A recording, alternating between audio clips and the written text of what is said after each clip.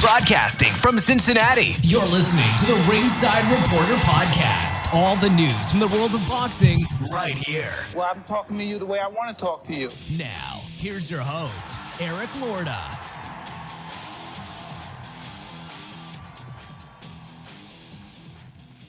And we are live. Welcome to the Ringside Reporter Show, where we talk about the latest boxing news.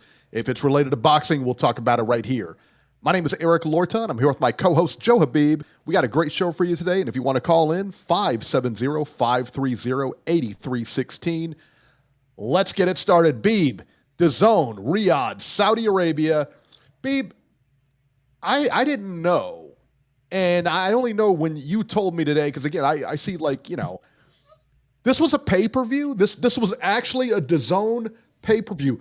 DAZN put this out and said, you know what? You guys are going to pay for that. Somebody want to clue me in on this? What? Is that for real? I have nothing against Moses Itauma or Dillian Whyte. But this is where boxing gets it wrong. This is insane. This is where they get it wrong. Like, Moses Itauma is an up-and-comer, right? I hate to call him a prospect because of how good he is, but I think he got 13 fights. You're doing it like they're doing it in reverse. You put a guy on like regular shows that are on just broadcast platforms, and don't put guys like Moses Itauma, who you're trying to get exposure. You don't put them behind a paywall. Why would you put him on the pay-per-view? He's not ready to headline a pay-per-view. Yeah, you got to let them develop. Like, everyone says, this guy's got to develop. He's got to grow. They got to market him properly and all this and that. Well, this is not how you market someone like Moses Itauma, who is just starting out, basically, trying to get his feet wet in the pro ranks. I know he's ranked number 1 by the WBO, which is, I'm not going to argue about it, but I'm not really, how are you ranked number 1 when you haven't really fought anyone in the top 10 yet? Right. I mean, even Dillian Whyte was in the top 10, but he's not in the top. Why? How in the world was that dude in the top 10? No, he's not. I'm saying he was in the top 10 before, but he was off for a while, and he wasn't in any of the top 15 in any of the sanctioning bodies. So again, I have no problem with Moses Itauma getting the hype behind him, because I do think there's a lot of potential there. But let him let it play out first. Let him go through the steps that need to be taken, and let him get there. Don't put him there without going through the gauntlet, in other words. You know what I'm saying? Right. That makes sense, And I mean, listen, let's talk about the fight. I cannot, I mean, again, I'm just like, I was dumbfounded when I found out this thing was a pay-per-view. I was like, you kidding me? That's insane to me. So Moses Itauma versus Dillian Whyte, 12 rounds for the heavyweights. It took about 2 minutes for Itauma to get rid of Dillian Whyte. This was a 1-round wipeout. And even before this, I was saying it for a while, Dillian Whyte, I don't want to see him anymore in the ring, because he's had a great career. He's way past his prime right now. And he's just a stepping stone now. He has no legitimate shot to fight for a title. Really, I mean, there's no legitimate way he wins a title. I mean, am I wrong? I think that's pretty accurate. I mean, everyone's telling him to retire. Everyone. And why they're putting him on cards is just, come on, man. Now, as far as Itauma goes, he looks good, okay? But he's a prospect. It's like you said, what has he got, 13 fights? He's a prospect. It's funny calling him a prospect when he's number 1 in the WBO. It's crazy. First of all, he shouldn't be number 1 in the WBO. No, he shouldn't be. It's no shade, it's no disrespect. And I'll tell you what, if you put that guy in right now against Usyk, he's going to get wiped. Of course he will. He's not ready for it. He's not ready. So don't rush this guy. I don't have a problem with him saying he wants to fight, but he should want to fight. You know what I mean? Yeah, of course he wants to fight. Cooler heads will prevail, and obviously they're not going to put him in there with Usyk at this point in time. I mean, come on, man. Yeah, no, and they're not going to get that fight because Usyk's not going to take that fight because he's not going to fight a guy with 13 wins. That's not going to happen. Yeah. Listen, he did what he was supposed to do yesterday. He took a shop-worn Dillian Whyte and knocked him out in the first round. That's what he was supposed to do. Yeah. Now, but I'll be honest. And Dillian Whyte's a name, and it was impressive. It was a good performance. Sure. But you need to pump the brakes here. Yes. On this dude, man. He is not the number one contender, and he's got to fight some top 10 guys. Fight Hrgovic. I think that's a good fight. Yeah, Eddie Hearn. Fight him. That right there. Yeah, that's a good fight. Let's see how he does there. Let's see how he does, put some names on his resume. You don't want him. I mean, for him to fight for a title right now is crazy. Yeah. And I have no idea how in the world WBO ranked him number one. I mean, come on. Again, now we hear all of the complaints about how we don't want these organizations like TKO to have their own belt, right? But again, the promoters pretty much run the sanctioning bodies. Like the only reason why Itauma is ranked so highly is because of Queensberry. Like Frank Warren has a great relationship with the WBO, and it's no coincidence that he always was able to get his fighters ranked. Let's get that down. It's never been a secret why Frank Warren was always able to get his fighters ranked very high in the WBO, and his fighters all get WBO title shots. Same thing with PBC with the WBC. So again, like it's not good for these guys to have all that power and influence. Well, don't the promoters already have that? Case in point, that's why Moses Itauma, if he wasn't backed by Queensberry, there's no way he'd be ranked number one.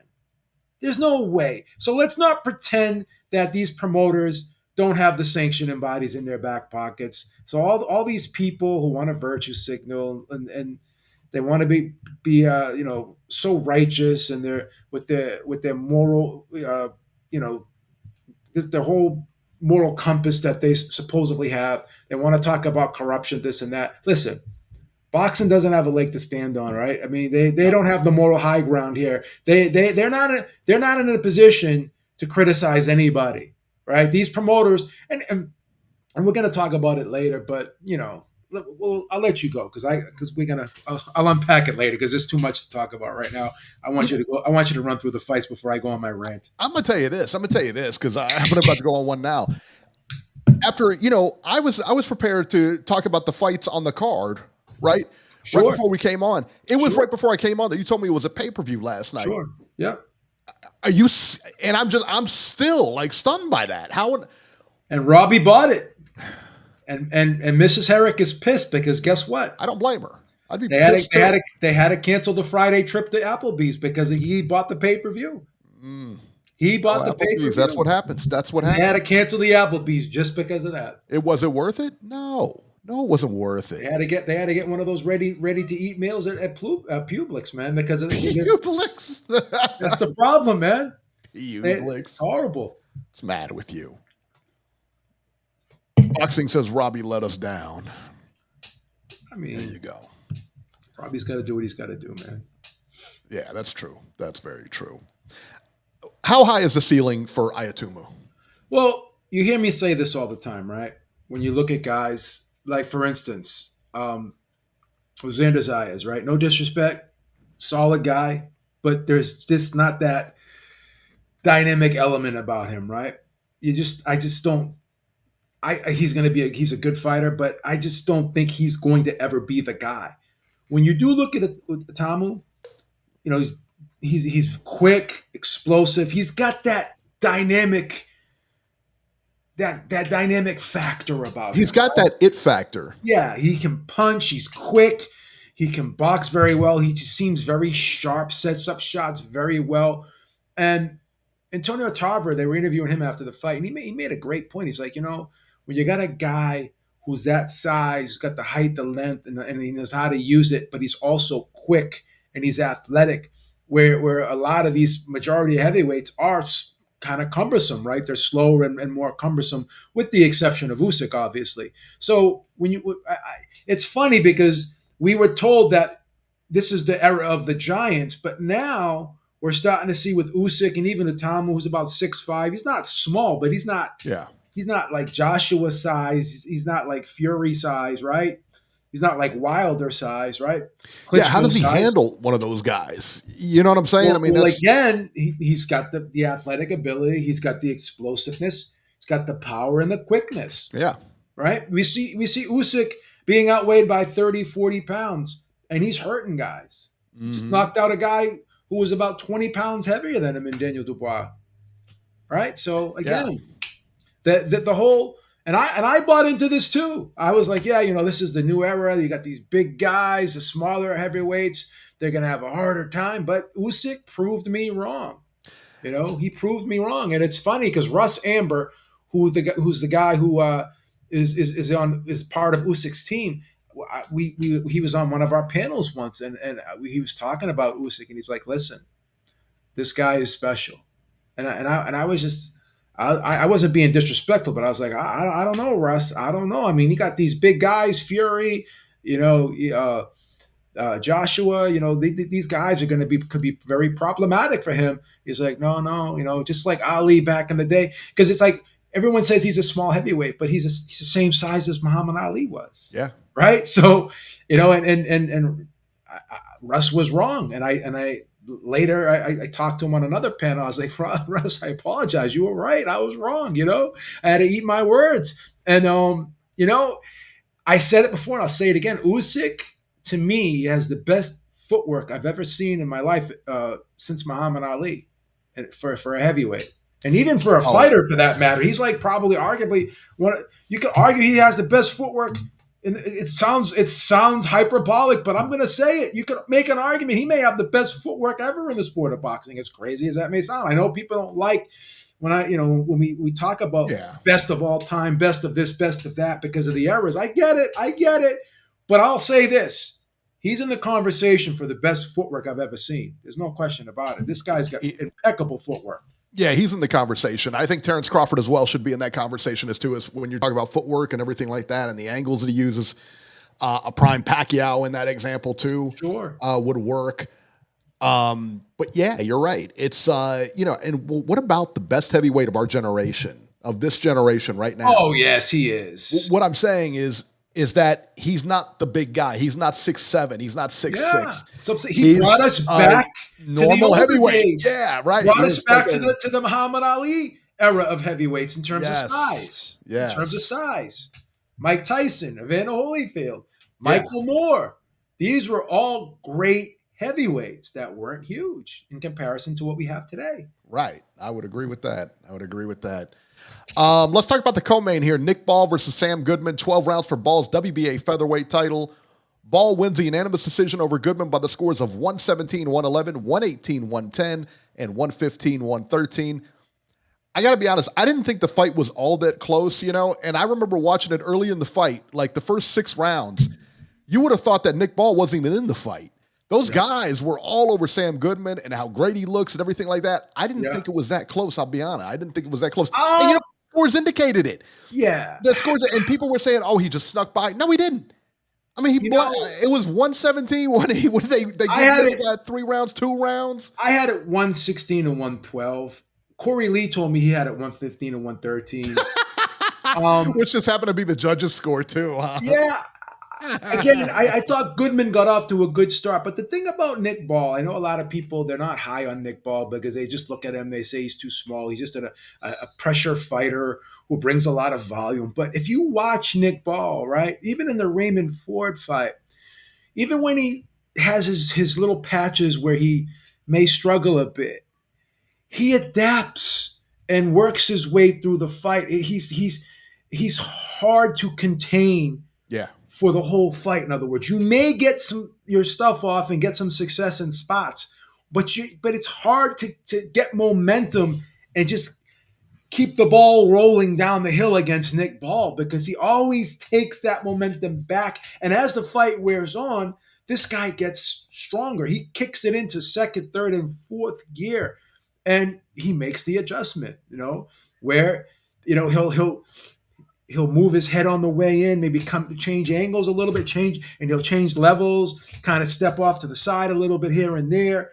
He he'll engage, but then he'll have to adapt when need be. He knows when to step on the gas and when to reset and when to change up the attack pattern.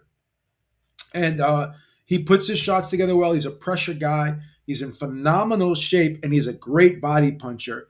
And as I said, Goodman was giving him a little bit of problems in the beginning with the height and the reach and the length, and he was really gauging the distance well, catching him at the end of the shots.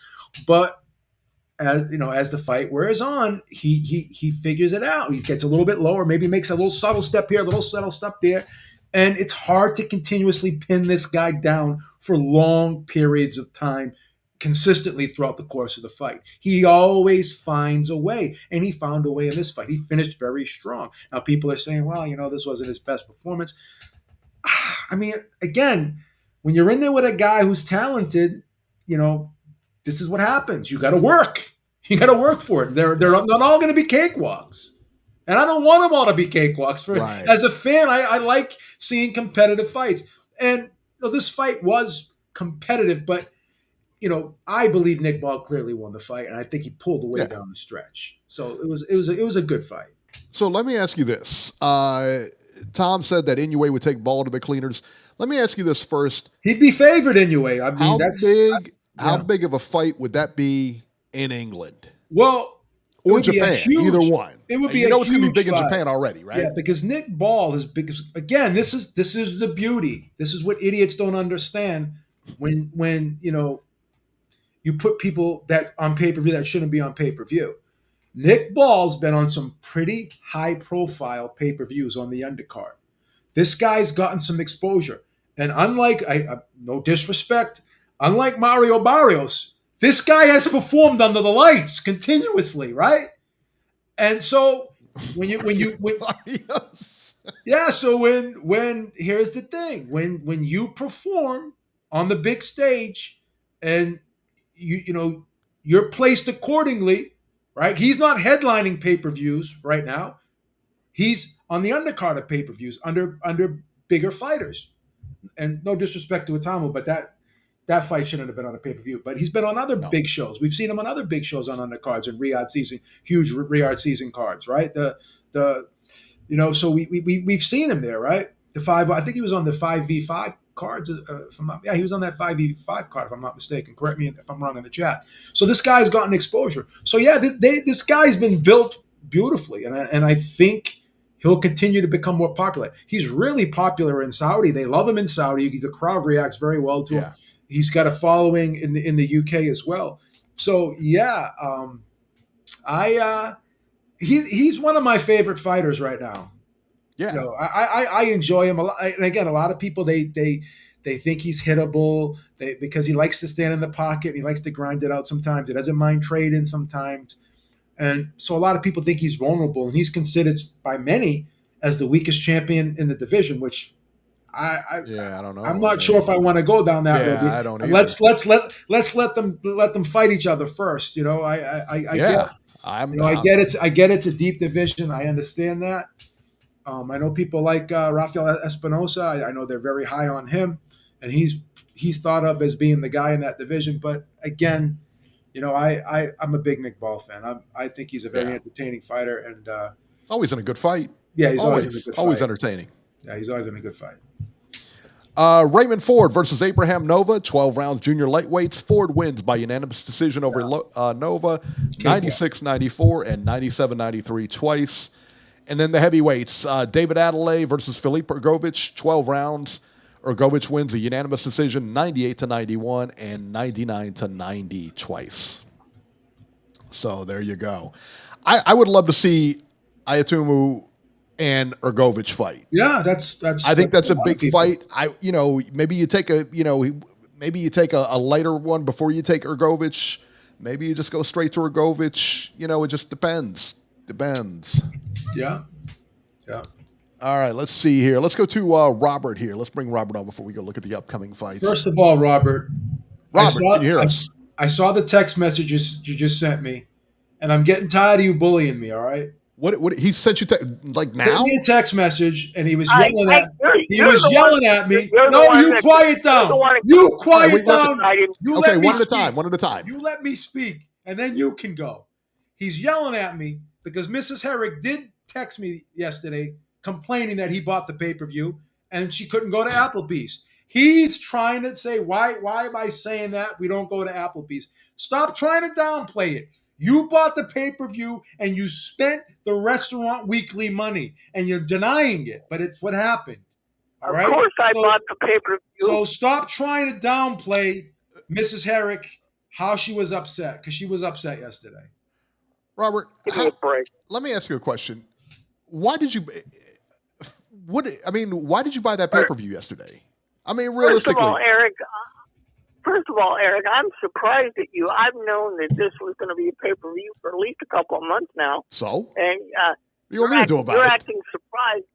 You're acting surprised that it was. Now you want to try and be disrespectful to Eric because he didn't. So what are you? Does that make you special? Because you knew the fight was. Because he's paying for it. Eric doesn't have the zone. Out $50, you know Eric doesn't so. have the zone. You wouldn't have known this was pay-per-view if I didn't tell you. I was the one that bought I'm not it going to for argue you. with You called me up and told me to go on the app.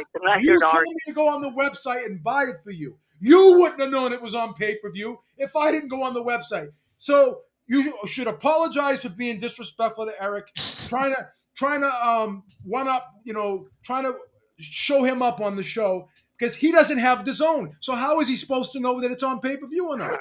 I'm not here to argue. I'm here to talk about the fight. So. Oh, well. You could have fooled me with the way you came with that text message you just blasted at me. What did he say? Anyway, wait a minute. Hold on. You texted him during the show. What did he say? Oh, you want me to read it? Yeah, I told him. I'm going to read this text message. I'm going to read this out. Because I'm not happy about you trying to bully me while I'm doing the show. Trying to get me all rattled while I'm doing the show, knowing that I have to concentrate and I got to listen to these threats. That is kind of a pain when you're right in the middle of the show and somebody texts you. Joe, would you quit talking like that? We don't go to Applebee's. We don't do that kind of stuff. And she wasn't pissed about the pay-per-view. She slept all day while I watched the fight. If you ever say anything like that again, I'm gonna kick the living shit out of you. You don't talk to me like that. I didn't say that. I was gonna say that last part. You did say that. You did say that. They're putting words in my mouth that I didn't say. No, listen. Anyway, I will send that text to my lawyer because that's a threat. Okay, you do that. I'm here to talk about the fights. First of all, let's go to the Nick Ball. Nick Ball and the Monster. If that fight ever happens, I would highly look forward to that. That would be highly entertaining. Now, I got a question about the Monster. Since we had the tragedy in Japan where the two fighters died, the Japanese commission said that they're going to put a stop on boxing so they can review what happened. Does that mean Inoue's fight in September is going to have to be moved? No. How long do you think it's going to take them to do the research or come up with a decision? It brings a lot of money. Well, let me tell you what. It sells out the Tokyo Dome. Yeah, they're going to. I know. I think they're saying the right things, but I think saying the right things and then following up, doing the right things, two different animals. I think that they have to put some type of statement out like that, as Eric, I think, is a little kind of. Okay. They have to make a statement like that, Robert, just to let people know that obviously this is a horrible thing that happened. Yeah, but no, if those two ever fought, I would thoroughly enjoy that fight. Who would you pick, Robert? I'm sorry, but that would be. Go ahead, Joe. Who would you pick?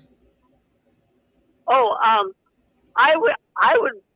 Right now, I would favor Inoue, but that would be Inoue's toughest fight that he's ever had, because Nick Ball doesn't back down from nobody. I think Inoue beats him pretty easily. I'll be honest with you. Listen, I don't mind you saying that because he's done it to everybody else. He's done it to everybody else. Yeah, and I think that Nick Ball is not going to run. He's going to stand in front of him, and Nick Ball will be hit in that fight.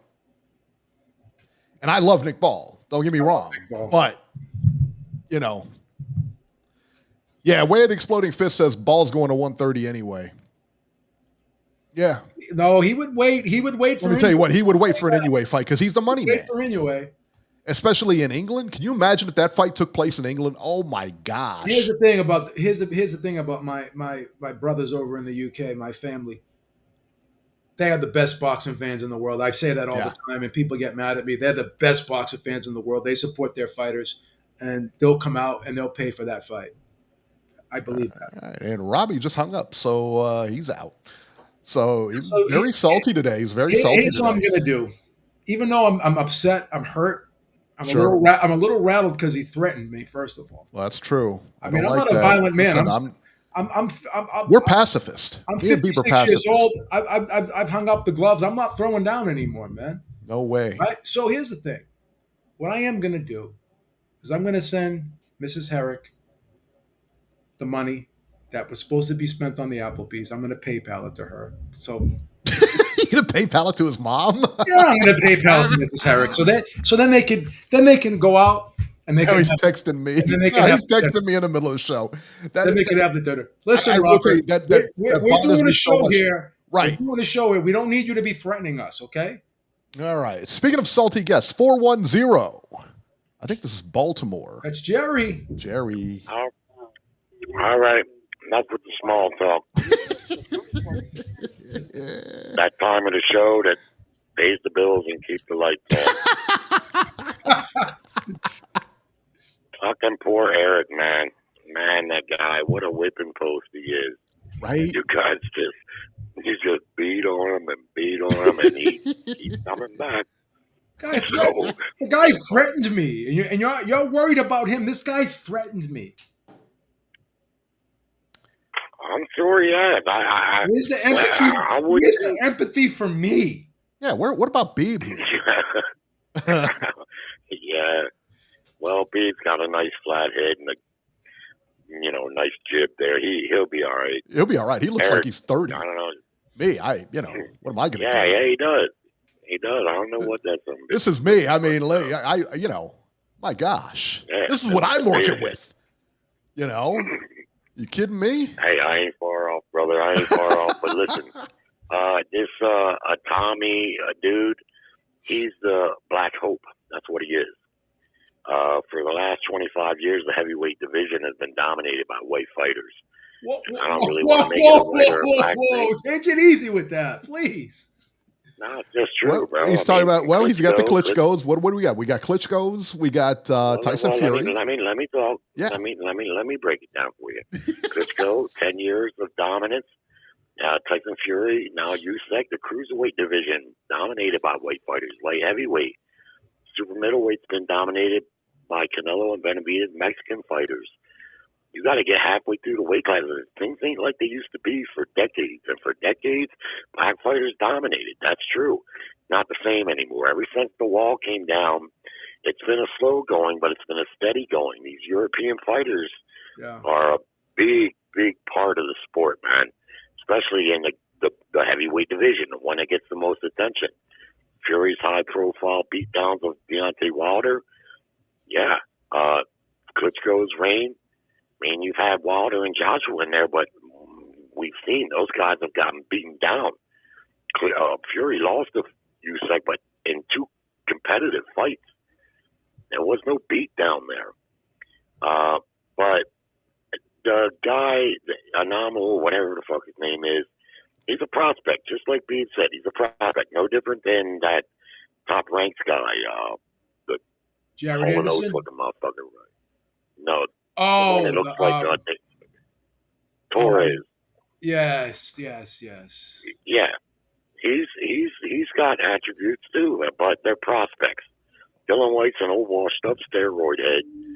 Looked like he got himself in reasonable condition, but his reflex, he was nothing, And that's what happens when you match a prospect, a young prospect, against the aging veteran. One of two things happen: either the veteran gives them a real test over the distance, or they get blown out. And I had a feeling that was going to happen. Dillian, he even at his best, he was a beatable fighter. Durable, serviceable guy, I would say, but beatable. Now I want to move quickly on to Bud Crawford and Canelo Alvarez. I mean, that fight's getting close now. I'm just excited, about had it with yeah, me too. I just about had it though with the hype. especially from Crawford fans. They seem to think Crawford's some fucking, like entity that, I mean, they're saying that he's going to knock Canelo out. And I mean, listen, it's a prize fight, man. I like the fight from the very beginning. I don't see a big difference in the size. I just don't. Canelo's been fighting at 68, but that's very close to his walk-around weight. Crawford has been cutting a lot of weight.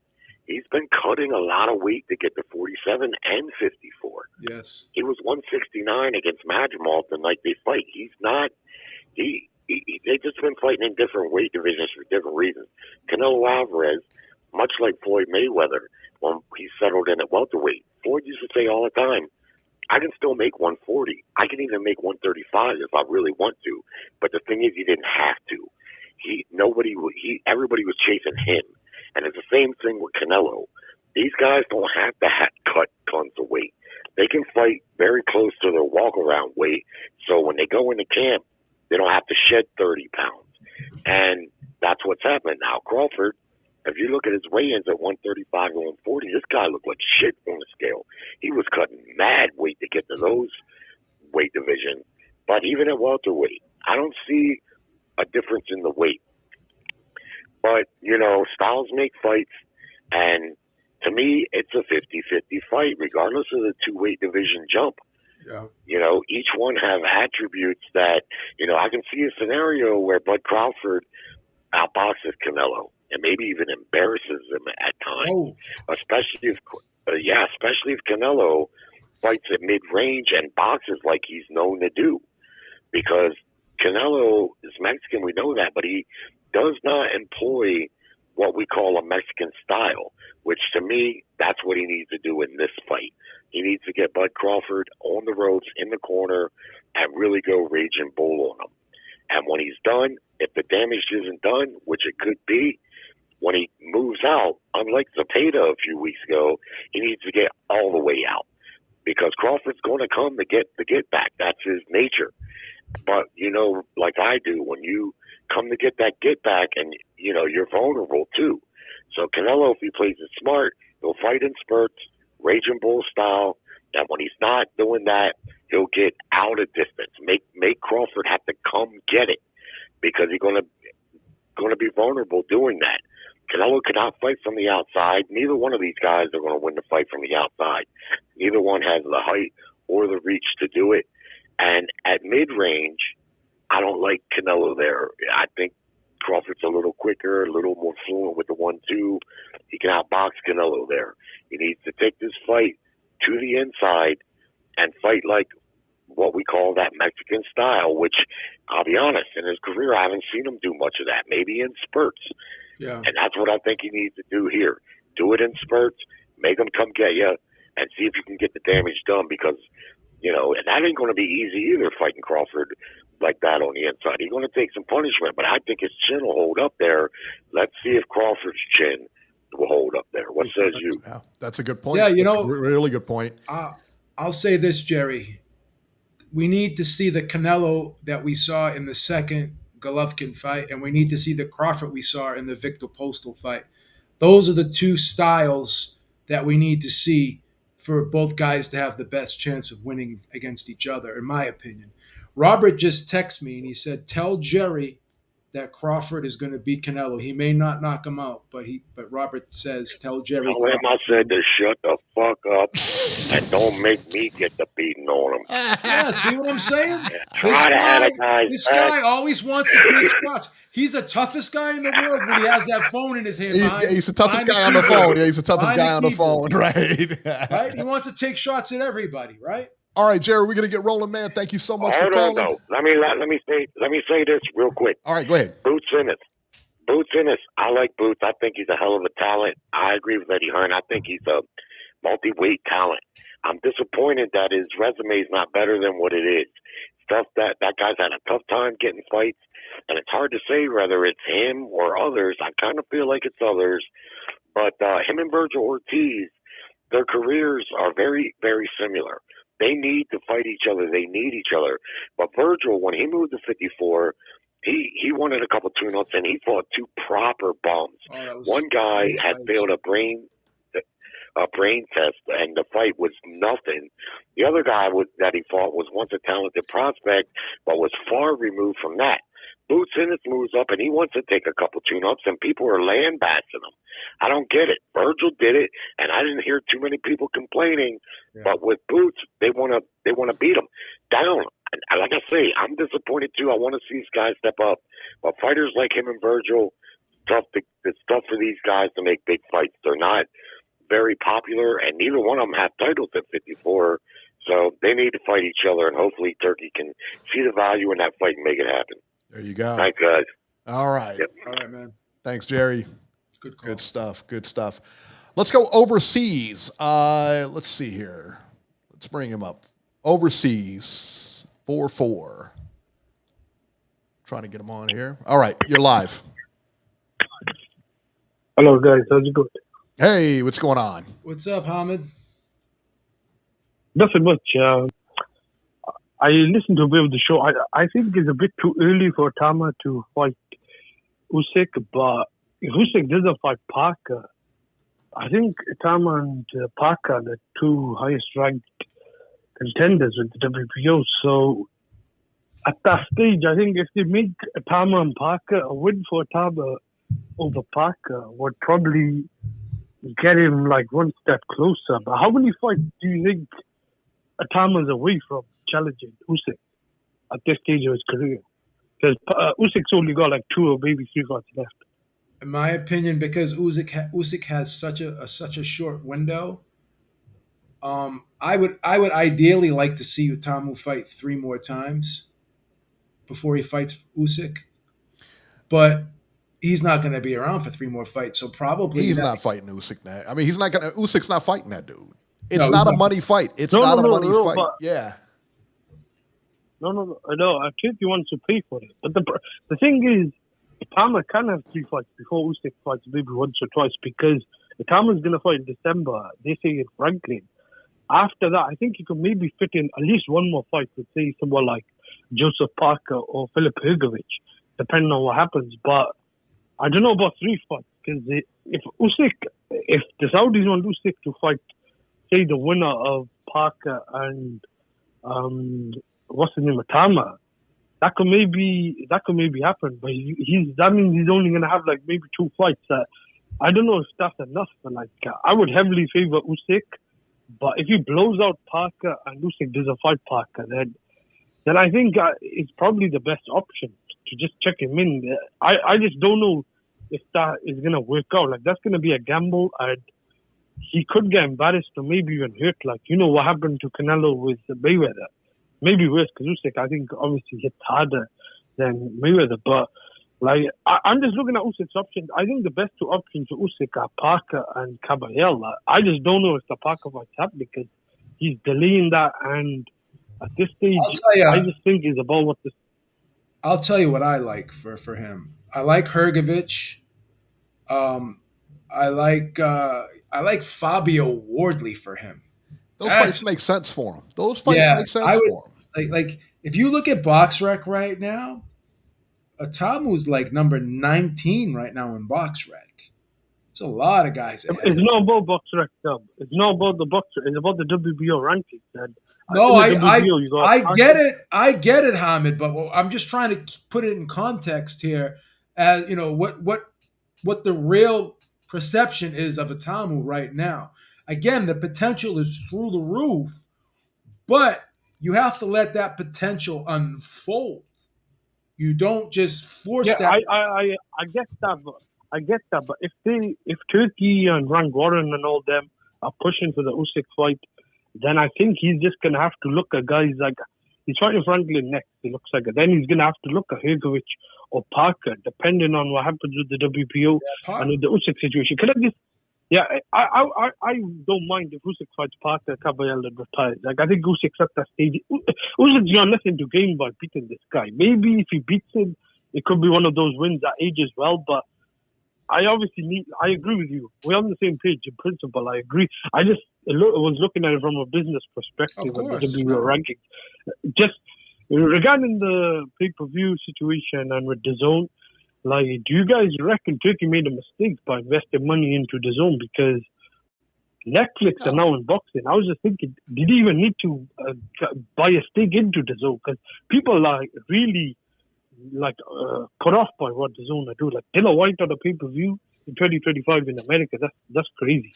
Yeah, I don't think it was a mistake at all. I think that with Turkey's going to command the biggest fights. Doesn't matter where they're going. He's going to make the biggest fights. So he could be on free TV, he could be on DAZN, he could be on ESPN. It doesn't matter where that guy is.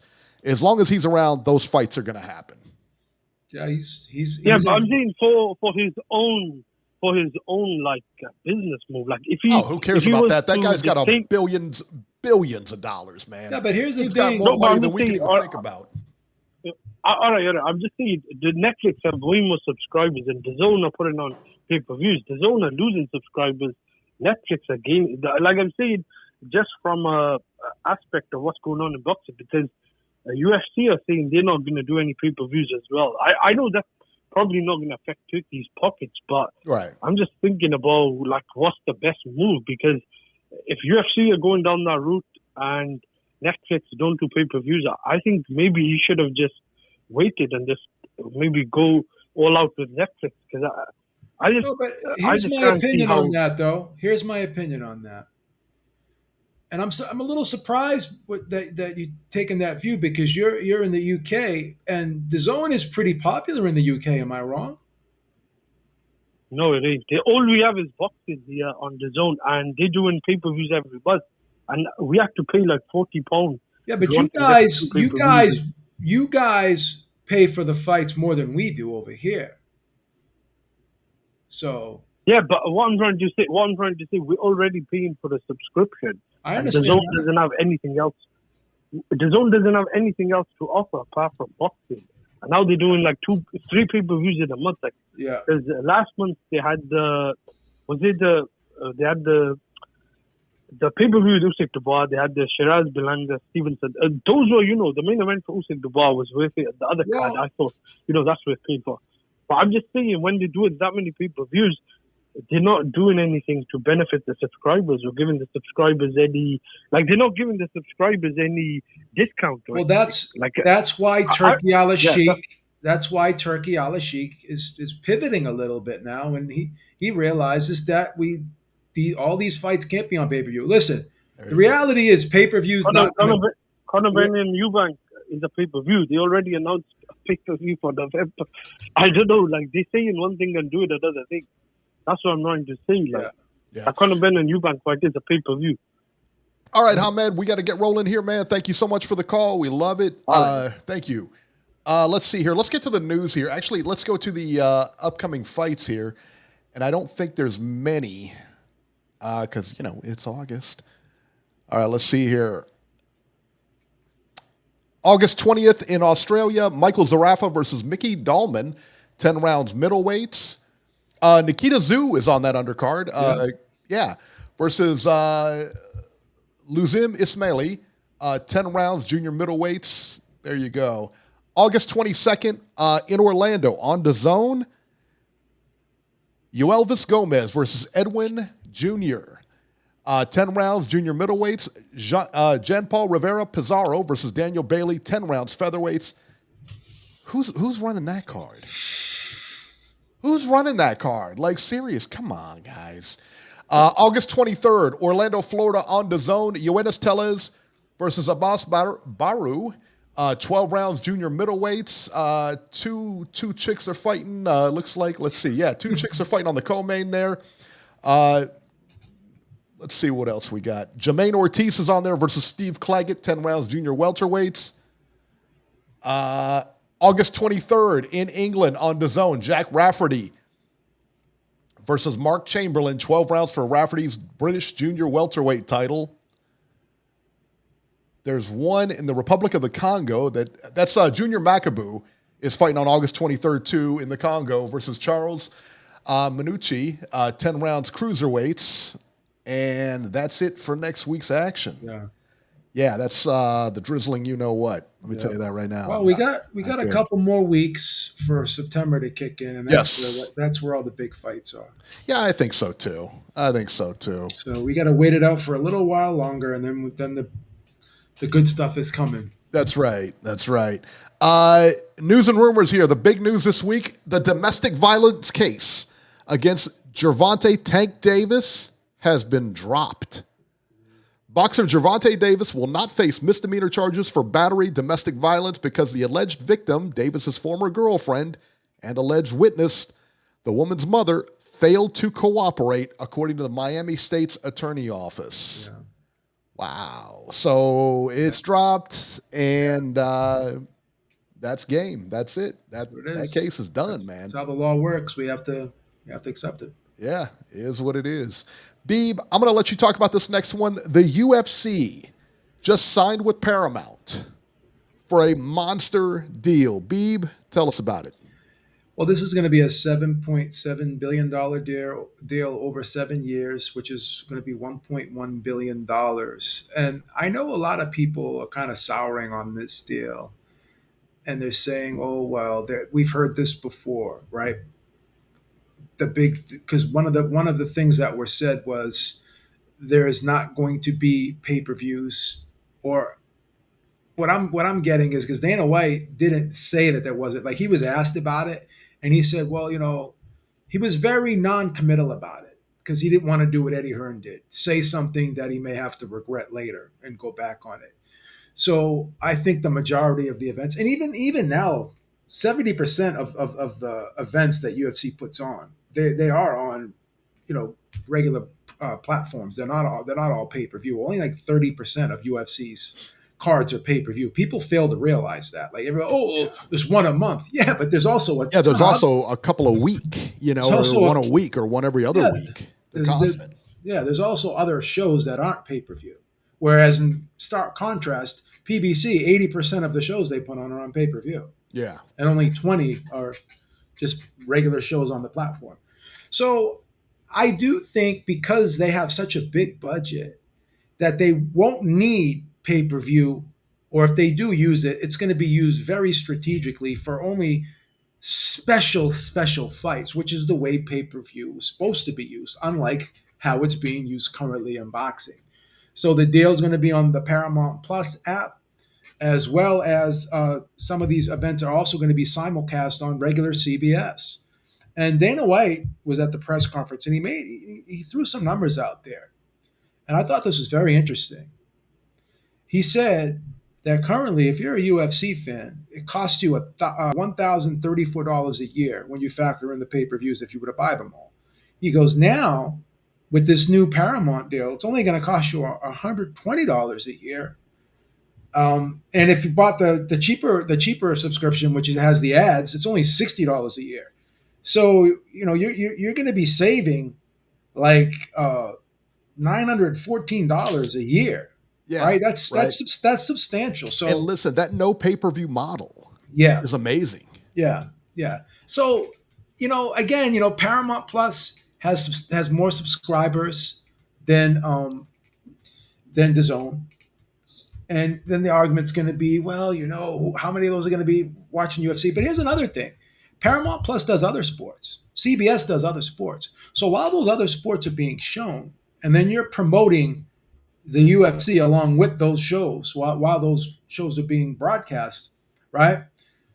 Where it's like the WWE. The WWE is talking about Canelo Crawford right now. Like, you're seeing commercials for Canelo Crawford during WWE events on Netflix and on Peacock.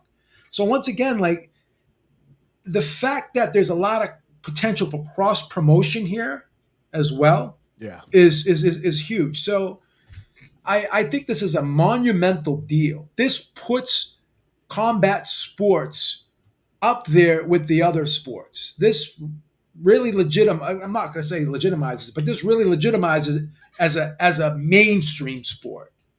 And UFC was pretty much there already. This just confirms it and puts it over the top. This is a monster deal, and this is a game changer, in my opinion.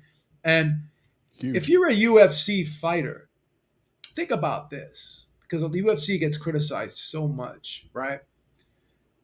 But if you're a UFC fighter, whether you're on pay-per-view or whether you're on a regular card, you're always being broadcast. Like, you're always being put out there, whether you're on ESPN Plus or or when they had deals with Fox and Spike, every show UFC does is going to be broadcast, whether it be pay-per-view or some type of digital platform. Yeah. So you're always going to, whether you're an undercard fighter or a mid-level fighter or a main event fighter, there's always going to be an eyeball on you. Whereas boxing doesn't have that. So this is why I'm not going to criticize a company like UFC, and I'm not going to criticize Dana White, right? Because they bought the UFC, the Fertitta brothers, in 2001 for $2 million. The company is now worth $12 billion with a B. And if you look at Matchroom, and you look at Top Rank, and you look at Golden Boy, and you look at PBC, combined, they're worth $2.5 billion. And then I'm listening to some idiot, and I'm an idiot. I'll raise my hand. Guilty as charged. I'm an idiot because I go back and forth with idiots. So that by default makes me an idiot, right? Because I got to stoop down to these idiots' level. So this guy's like, "Oh well, you're not even a UFC fan. You're a boxing fan. Why are you talking about this? And you're saying all these good things about the UFC. You're not even really an MMA fan." And fair point. I'm a casual MMA fan. I watch MMA very sparingly. And I watch boxing religiously. But here's another thing. I don't own an iPhone, and I don't own a MacBook. But guess what I do own? Apple stock. Because it's a great company. I realize when I see good business, and I acknowledge it. Right? I acknowledge it. Because I'm not a fucking idiot. Right? So that's my answer to you guys who want to say that to me. So I think this is a great deal. I think this is phenomenal. And I'm actually excited about it because guess what? I'll probably be watching more UFC now than I ever have before. Yeah. Because I'm going to be intrigued by this new deal. And I'm going to want to see the production on Paramount Plus, and I'm going to want to see the production on CBS. So I'll be looking forward to this. Yeah, I think it's a great move. I really do. And I love the no pay-per-view model. I love that it's kind of what DAZN should have been, where the fights were on there, you pay one price and that's that. You know what I mean? But here's the thing. But you also get movies on there too. You get a bunch of stuff. It's like and they do other sports too. Like right. Dana White, again, the guy is a genius. Everyone wants to talk bad about Dana White, but again, even when the Fertittas owned UFC, right? They were the ones that were deciding who gets paid what. Yeah. Dana White also has a management team. There's a guy that he has there that actually works out the contract with the fighter. Everyone like puts all like everything on Dana's shoulders. Like he does this, does that. Listen, they have a group of shareholders to answer to now. They got a board of directors. They got investors. They're a publicly traded company now. So here's the thing. They're going to be watched, right? So they can't do anything nefarious, right? So it is what it is. Public company, it's publicly traded company. Yep, can't do anything. Be pleased. The fact is the UFC has cornered the market on MMA and is the only game in town. Is why they're worth, and they crushed everyone else who tried to get involved. You know why they crushed everybody else? Because they were first. Because they were better. They're a better product. I mean, you still have. You have the PFL. You had Bellator. Yeah. You had WEC. Listen, there's no barrier to entry. If you are outperforming the competition, then that's what capitalism is. You win. So let me ask you this, Nacho. Lou DiBella, he got pushed out. He used to complain all the time that why don't I get the TV deals that Golden Boy and Top Rank get? So Top Rank and Golden Boy pushed Lou DiBella out. You know what that's called, Nacho? It's called capitalism. There you go. There's no barrier to entry. That's how the world works. That's how business works. If you put on the better product and people want to buy your product over somebody else's, guess what? You become more successful than your competition. That's how it works. There it is. I don't think there's anything wrong with that. That's capitalism. Listen, we deal with that all the time. We're a small show. We're a great show. We've been around for 10 years. We're not going anywhere. but you don't hear us ever crying about other shows who get more views than us. We don't talk shit about other people and complain about other people because we know this is a competitive market. We're grateful for the following that we have, but we're not going to go out there and say, "Oh, well, why don't we have what this guy has? Why don't we have what that guy?" That's not because that's not what we do. That's not what we do because we understand that there's no barrier to entry. It's a free market. There it is. All right, let's talk about the Canelo Crawford undercard. It has been finalized. Callum Walsh, this is a pretty good one. Callum Walsh versus Fernando Vargas Jr. Beeb, I love that fight. That's a good fight, no? Yeah, it's not a bad fight. You don't like it? You don't like it? I can tell by your eyes you don't like it. See, I like the fight, but then I kicked it to you. There was absolutely zero excitement in your voice. You don't like it at all. I want you to admit it. No, I wouldn't say that. Come on. You could be a little hard on me right now, please. I already had to deal with it from Robbie threatening me. Now you got to. That was I got to deal with. That was threatening. I do apologize for that. I got to deal with the trauma of you bullying me as well. Please. Christian and Billy versus Lester Martinez. I don't know who Lester Martinez is. So, and then Muhammad Alakel versus John Ornelas. So, not the greatest undercard, but I mean, this is a big fight. This is a huge fight, you know. So I didn't expect an unbelievable undercard. Yeah, but it is what it is. It's not a horrible undercard, but again, it's. But you know what it is? I have to say it. It's not a pay-per-view, right? And this fight is just going to be so huge. It's a big fight. It's just going to be. I mean, it's a big. You know, I just have my opinion on it. Anyone can disagree if they feel free to. This is going to be the biggest boxing event ever. It is. It's going to be, and the reason why is because it's going to be watched by more people ever. And I think the promotion. The last couple of weeks of this promotion, they're going to really ramp it up, and I think this could be a crossover fight. I think some of those WWE kids are going to watch this fight, right? Some of these, I know a lot of the UFC kids are going to watch this fight. I think this is going to be a monster. It's going to be a fucking monster. It's a huge fight. And I'm excited. Sure. I'm excited about it. Yeah, I am too. I'm really excited about it. Can't wait, man. So this was interesting. Andre Ward put out a video and said that he would come out of retirement to face AJ. He said that's the only person he would come out of retirement for is to fight AJ. There's a pretty big size difference there, I believe. Yeah, that's number one. There's a very big size difference. There's got to be a big strength difference too. Anthony Joshua was a big guy, you know, right around 230, 240 or whatever he's weighing in now. He's a big guy and he's muscled.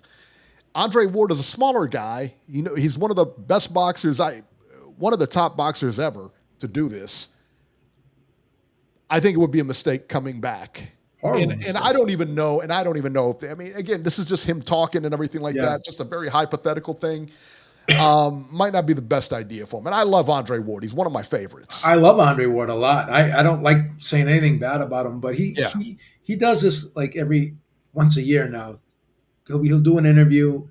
First, it was like, you know, the Canelo fight. Yeah, I was going to say, he talked about Canelo and, and the Jake Paul. Like, all they have to do is give me a call. It's like, Canelo, no disrespect, Andre. Canelo doesn't have to give anybody a call. No, and if you're sitting by the phone. The Jake Paul thing, he wanted to fight Jake Paul as well. And as much as it pains me to say this, you know, Jake Paul doesn't have to pick up the phone and call anybody either. No. You know what I mean? Like these guys, Jake, you can say what you want about Jake Paul. He's really carved a path for himself in the boxing world, and he's doing very well. And you know, people are asking him to fight. People ask AJ. They call him out. They're calling Jake Paul out, and they're calling AJ out. Nobody's calling Andre Ward out. They're not going to be calling you out. As much as I love you, you're a great fighter, phenomenal. One of my favorites. Top 10. One of my easily favorites. All Huge time. fan, but these guys are not going to be picking up the phone to call you. It's just not going to happen. You're not relevant anymore. That's a big part of it. And I don't even want to say that, but you're just he's not. You're just not you're not in their level. No, I know you're doing your podcast, you're doing your interviews, you're doing stick to that because he's doing great. I mean, doing a great job. I watch all your interviews. I think you're phenomenal. Yeah, but AJ is not going to be picking up the phone and calling you. Just totally agree. Jaron Ennis versus Usma Lima set for October 11th. And now this is if he wins this, the I guess what are they saying that he's going to fight? What is he going to fight? Who is he going to fight? Virgil Ortiz is who he's going to fight. That's the rumor. Who knows? That's got yet to happen. But we don't have any paperwork on that, so we just don't know. Yeah, we don't know. There you go. Train wreck of the week returns this week. I'm going to give you guys a guess. Who do you think is the subject of our train wreck of the week? A, B. Adrian Broner is once again the train wreck of the week this week. Instagram. This is what he wrote on Instagram. AB writes, "Man, I'm about to give my life for the next 3 to 5 years. If you with me, I love you. If not, F you." There have been other posts that have been deleted or something because we saw him earlier in the week, babe. One said that he was going to start selling drugs because he's broke and can't get a fight. He's 36 years old, and he was on the dark side of his career years ago. Yes. Years ago. Yes. Okay? Yes. Dude. I mean, like, what is he? I mean, and he's with Don King. So, I don't know, man. This is not a good thing. This is not a good thing. And I hate this for him. I hate this for him. Because he's from Cincinnati. He's from real close to where I live. You know what I mean? Him and Rasheed Warren, everybody's real close here in Cincinnati. You interviewed them all. I have, yeah. And I hate this I really hate this for him. I do, man. Listen, I understand he's one of the homeboys. And I get it. Yeah. I get it. This is bad, though. This is bad. He didn't throw enough punches back then. He had slowed down then. I don't get it, man. I don't get it. But I guess if you need money, you need money. I don't know. Yeah, he needs money. How much money could you how much money do you think he's going to make? Here's the thing, man. Realistically, he's not going to make that much money. He's not a name anymore. He's going to have a following. This is why I respect Raleigh Romero, because I heard him in interviews, and he invests his money. He's invested in the stock market, and he set himself up pretty well. All you got to do is just put a couple $1 million in an S&P 500 fund. You're going to get a 10% return. If you put these guys can put 2 or 3 million. Just put 2 or 3 million in the S&P, and you make like 150, 200, 300, $300,000, $400,000 a year just on the returns. And you're getting dividends. Just invest your money. Like Terrence Crawford, he's an investor too. Just invest your money. Yeah. Don't blow it all. Don't buy jewelry. He was, and I remember this. Somebody Gavin's Ghost mentioned it in the chat. He was flushing money down the toilet. Yeah. I remember seeing that video. Yes. And maybe it was fake money. Maybe who knows? Just the message of it all. Kids are watching you. Kids are watching you.